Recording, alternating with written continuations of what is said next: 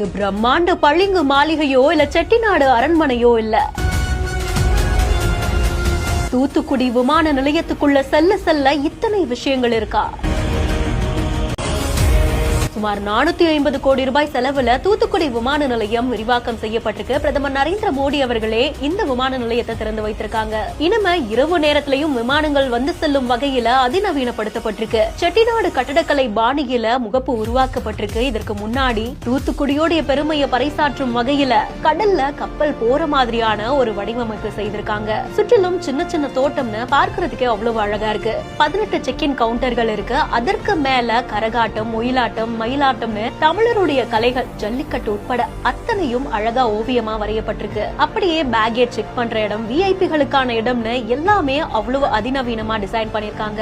1 மணி நேரத்துக்கே 1440 பயணிகளை கையாளும் வகையில இந்த விமான நிலையம் விரிவாக்கம் செய்யப்பட்டிருக்கிறதுனால பயணிகளுக்கு தேவையான அடிப்படை வசதிகள் எல்லாமே உருவாக்கப்பட்டிருக்கு. ஒரு பக்கம் பாஞ்சாலங்குறிச்சி கோட்டைக்கு முன்னாடி வீரத்தோடு நிற்கக்கூடிய வீரபாண்டிய கட்டபொம்மன், மறுபக்கம் தமிழின் பெருமைய காலம் உள்ள வரைக்கும் நிலைநாட்டிய பாரதியார். அப்படியே நகரும் படிக்கட்டுகளுக்கு பக்கத்துல பார்த்தோம்னா ரொம்பவும் பிரம்மாண்டமா தூத்துக்குடியோடைய பழமையையும் பாரம்பரியத்தையும் அப்படியே கலைநயமிக்க ஆர்ட் ஒர்க்கா வடிவமைச்சிருக்காங்க.